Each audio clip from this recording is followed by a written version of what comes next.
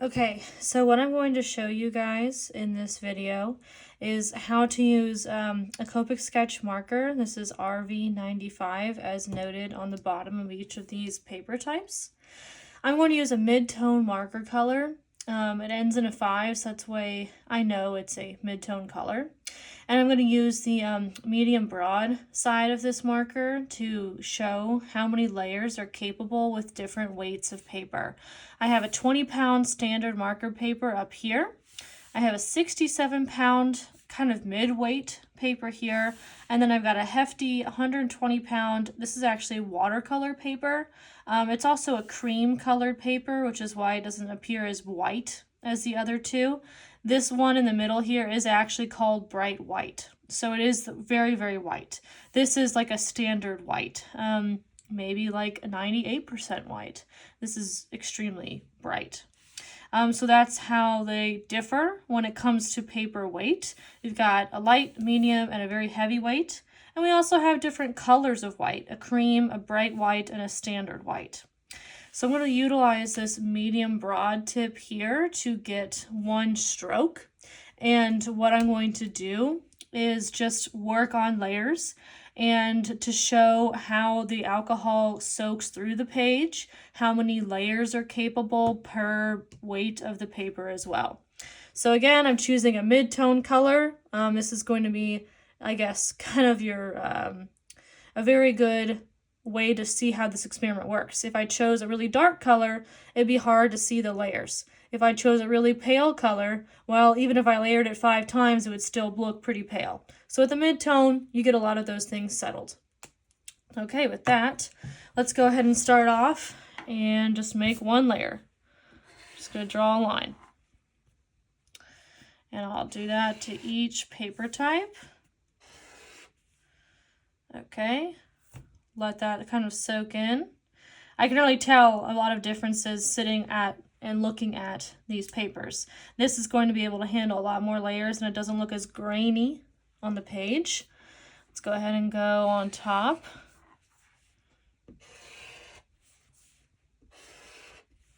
Starting to get darker. Everything's going okay. I'll just wait a few seconds for it to soak in and then I'll do a third.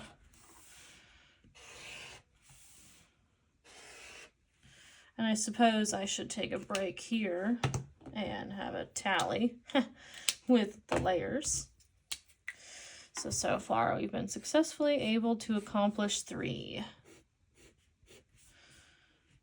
1, 2, 3. I'm just using a Sharpie here to tally that. Okay, back to that broad tip. 4. Okay, now I'm gonna flip this over and see what it looks like on the back. Yeah, that's already soaking through pretty well up here at the top.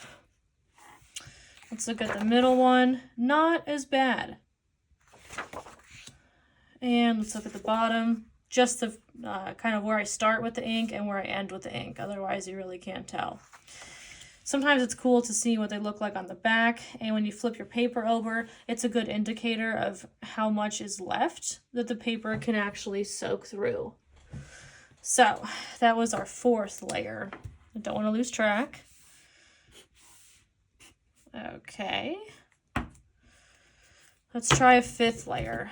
And then I can also tell, you might not be able to see on the screen, but the paper is already starting to kind of buckle here. So I think maybe 5 is the best this one can do. 5, 5, and 5. Okay, I'm going to mark this here for our 5th layer. And I'm just going to turn every single one over. Here's our thickest watercolor paper. Again, only at the where I start and where I end it is it really apparent. Let's see. Here's the mid-weight bright. Again, you can definitely tell in the middle it's starting to show up. And here's our really thin one. I mean, even just looking at how a standard Sharpie marker bleeds through, the Sharpie bleeds through a lot more, even on the tally marks, versus here and barely noticeable on the thick one. So at this point, this marker, the RV95, it won't get any darker. The ink will just start to puddle and pool on the surface, and it will only stain my desktop surface later on. So this to me is done. That's as many layers as I can get, and quite frankly, 5 layers is way more than I expected with 20-pound paper, so that actually held up really well. Let's go ahead and flip that back over. And that's just a standard marker paper. It's made for pens, so the ink runs really smooth. And it actually holds up pretty darn well from what one might think with only being 20-pound weight.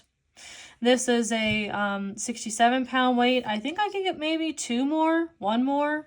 After that, it's a little, I don't know. And this one down here, I mean, he could probably keep on going, or she, or just paper. Okay. So I'm going to do a 6th one here. 6, 6, cap it, let it soak into the paper. I guess I'll kind of go underneath 6, 6th layer. And I just like to let the ink take a few seconds to soak in. It's similar to a watercolor painting. You don't want to keep caking ink in the same area constantly. It's just paper has to give. Okay, and there's 7. There's 7. I can tell that the ink starts to look like it's getting crystallized, even though it's not. It just starts to look fuzzy. I don't really know how else to describe it. You can kind of just start to tell when the paper is about to give. Yeah, there's a lot more of that being shown now. This one's starting to see a little bit more. It's not quite to where it was here with that really thin paper, but I might be able to get 1 more. And notice too how I'm actually taking a break. I'm not just scrubbing on the area. We'll do that one next. But also I think it's, let me take note, it's 8 layers. This color, even it's on different paper, looks a lot darker than this one. I'm not sure if it looks the same on the camera view, if it makes any difference, but this color is a lot richer. Let's line up this one too. Even though it's the same color, obviously these two have been layered 8 times, this one only 5. This one on the hot press watercolor paper appears a lot darker. Same color, same amount of layers. Paper really it really does make a difference. Okay, let's line those up again. Okay, so I think this one is tapped out at 8. The color's really not going to get much darker and richer. I'll do 9 over here and 10. And this one could probably handle the 10 layers. Heck, it might even handle a few more, but for time's sake, I'll probably just stop it there. Another way we can make this be shown easily when it comes to layering is like the color swatch card. So let me pull some over here. This is what that looks like. I use these all the time in my sketching process. These cards are like my go-to Copic dictionary, and they're a really wonderful resource. And they even have a blank card you can put underneath for when things might bleed through. I have a tendency of using it for other illustrations as well. But yeah, these are amazing. It's a great resource. They just go inside a handy-dandy plastic sleeve like this, so you can just take them wherever you want to go. It's quite nice. Okay, that aside, I'm going to use that chisel tip again for the same RV95 and illustrate what I'm doing with the swatch card. So I'm going to draw 3 more lines with 1 layer. And I'll do that up here. 1, 2, 3. Yeah, they might not be the same length, but that'll get the point. 1, 2, 3. Okay.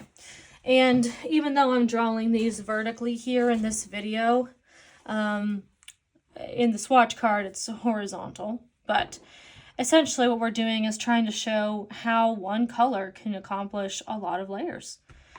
So I'm going to layer these next 2, leave the first one alone. I'm going to layer those another time. 1, 2. And so we can already tell, compared to the first line, these two are much darker because of the layering.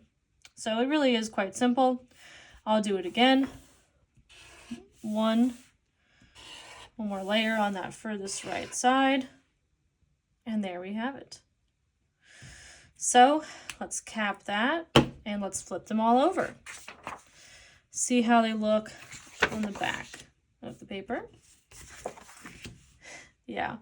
And so what's cool is that on this really thin sheet that's 20 pound, you can see 1 layer, 2 layer, 3. It's very obvious right there, which is kind of cool to see. On the 67 pound, it's there. It might not be as obvious, but it's first 1 layer, 2 layers, 3. Again, emphasis on where I start the ink and end the ink, because I'm kind of resting the marker there. And then we have 1 layer you can barely see, 2, and then 3.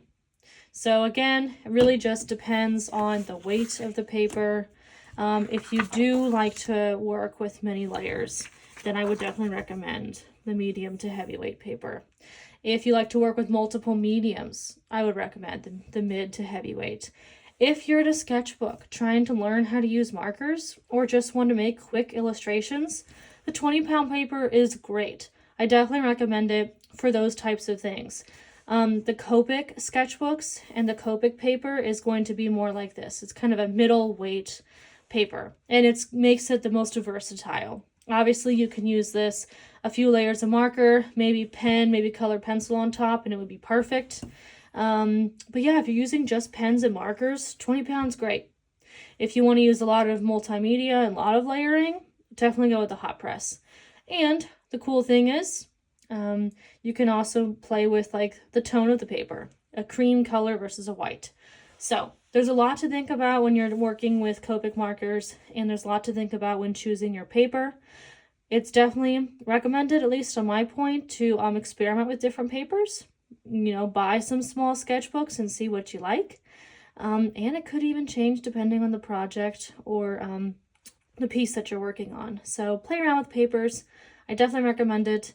And practice your layering with your Copic markers. It'll really be a game changer in any illustration that you produce.